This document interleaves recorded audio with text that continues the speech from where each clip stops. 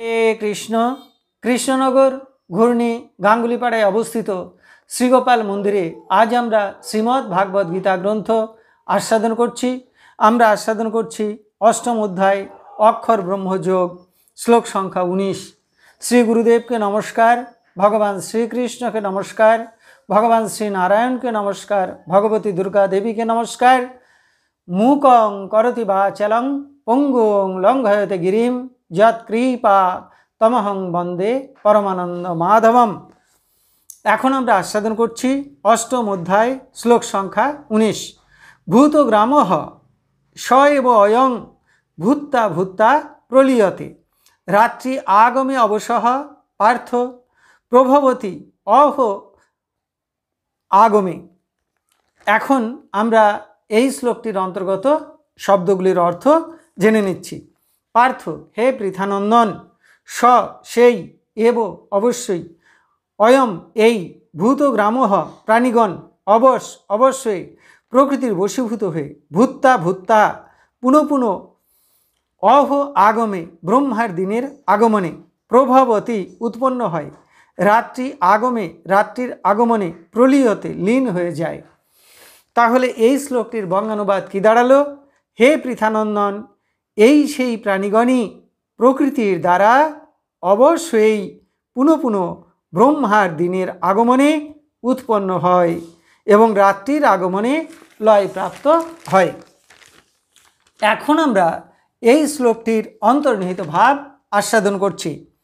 পূর্ববর্তী শ্লোকগুলিতে আমরা দেখেছি যে ব্রহ্মার এক দিন মানে মর্তলোকের 4000 যুগ বা 1000 চতুর্যুগ, আর ব্রহ্মার এক রাত্রি মানে মর্তলোকের 4000 যুগ। ব্রহ্মার এই যে সুদীর্ঘ দিন, এই দিনকে বলা হয় এক কল্পকাল, আর ব্রহ্মার রাত্রিও ঠিক এক কল্পকাল। ব্রহ্মার এই দিনের মধ্যে মর্তের জীবের কতবার যে জন্ম হয় এবং কতবার যে মৃত্যু হয় তার ঠিক নেই। জন্ম আর কর্মফল ভোগ করে, আবার জন্মে, আবার মৃত্যুবরণ করে। এইভাবে চলতে চলতে যখন ব্রহ্মার দিন শেষ হয়, অর্থাৎ একটি কল্পকাল শেষ হয়, তখন প্রলয়কাল এসে উপস্থিত হয়। তখন সকল জীব লয়প্রাপ্ত হয়, অর্থাৎ জীব সকল কারণ দেহ আশ্রয় করে প্রকৃতিতে লয়প্রাপ্ত হয়। আর এই সূক্ষ্ম জীব সকল সহ ত্রিগুণাত্মক মূল প্রকৃতি ভগবানের শরীরে আশ্রয় গ্রহণ করে। এইভাবে তারা ব্রহ্মার এক রাত্রি ব্যাপী ভগবানের শরীরে অবস্থান করে। এরপরে যখন আবার নূতন কল্প শুরু হয়, অর্থাৎ ব্রহ্মার দিন শুরু হয়, তখন ব্রহ্মা পূর্বকল্পে যে সকল জীবসমূহ ছিল তাদের পুনরায় সৃষ্টি করেন। অর্থাৎ যে সকল জীব ভগবানের শরীরে আশ্রয় নিয়েছিল, ব্রহ্মা তাদেরই আবার জন্ম দেন বা নূতন দেহ দান করেন। জীব এই যে নূতন দেহ লাভ করল নূতন কল্পে, সেই দেহগুলি কিন্তু জীবের নিজের ইচ্ছায় লাভ হয় না। পূর্বকল্পে তারা যে সকল আচরণ করেছে, কাজ করেছে, ভাবনা করেছে, তা তাদের মধ্যে সংস্কার হিসাবে থেকে গিয়েছিল। সেই পূর্ববর্তী জন্ম এবং কর্মসমূহের সংস্কার বশত প্রকৃতির দ্বারা বা গুণসমূহের দ্বারা অবশ্যই তারা এই নূতন কল্পে দেহ ধারণ করছে। এইভাবে ব্রহ্মার রাত্রির আগমনে সমস্ত জীব লয়প্রাপ্ত হয়ে ভগবানের শরীরে আশ্রয় গ্রহণ করে, আর ব্রহ্মার দিবসের আগমনে আবার জীব সকল নূতন দেহ প্রাপ্ত হয়। এইভাবে পুনঃ পুনঃ জন্ম মৃত্যুর যাতনা ভোগ করতে হয়। 84 লক্ষ যোনি ভ্রমণ করতে হয় কর্ম বিপাকে।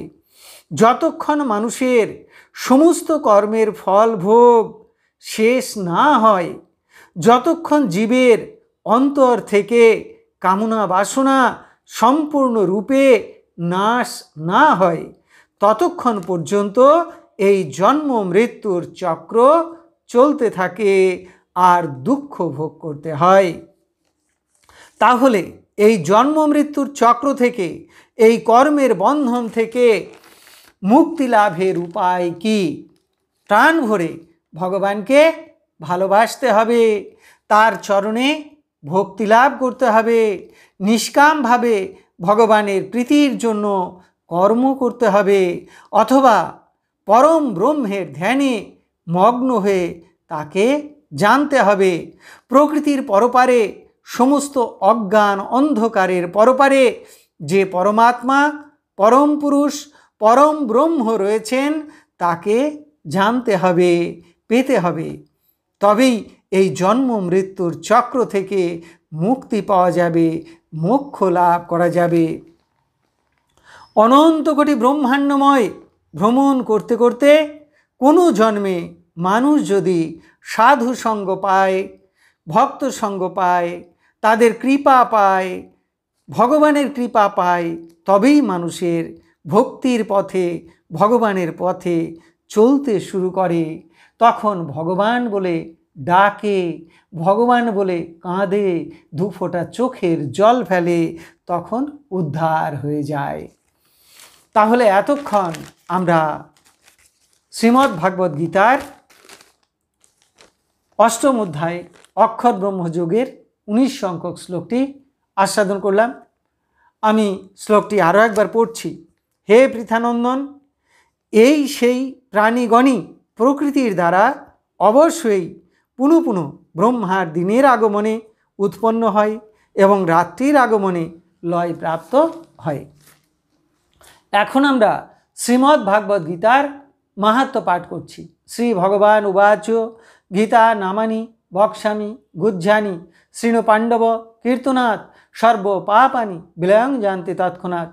গঙ্গা গীতা চ সাবিত্রী সীতা সত্তা পতিব্রতা ব্রহ্মাবলী ব্রহ্মবিদ্যা ত্রিসন্ধ্যা মুক্তিগেহিনী অর্ধমাত্রা চিদানন্দা ভবগ্নি ভ্রান্তি নাশিনী বেদত্রয়ী পরানন্দা তত্তার্থ জ্ঞানমঞ্জরি ইত্যেতানি জপে নিত্যং নর নিশ্চল মানসঃ জ্ঞানসিদ্ধিং লভে নিত্যং তথান্তে পরমম পদম হরি ওং তৎসৎ। এখন আমরা ভগবান শ্রীকৃষ্ণের চরণে প্রার্থনা জানাচ্ছি। হে কৃষ্ণ কৃপা সিন্ধু, এই নাও তুমি আমার দেহ, এই নাও তুমি আমার মন, এই নাও তুমি আমার প্রাণ, এই নাও তুমি আমার আত্মা, এই নাও তুমি আমার জীবন যৌবন যথা সর্বস্ব। হে কৃষ্ণ কৃপা সিন্ধু, তুমি পিতা, তুমি মাতা, তুমি আমার পুত্র, তুমি আমার কন্যা, তুমি স্থাবর জঙ্গম কীট পতঙ্গ লতা পাতা রূপে রূপে প্রতিরূপে তুমি বিরাজিত। তুমি ব্যতীত এই ত্রিভুবনে আর কিছু নেই। হে কৃষ্ণ কৃপা সিন্ধু, তোমার আতুল চরণে শুদ্ধা ভক্তি দাও, ব্রহ্ম জ্ঞান দাও, সকলের কল্যাণ করো, সকলের মঙ্গল করো। হরে কৃষ্ণ।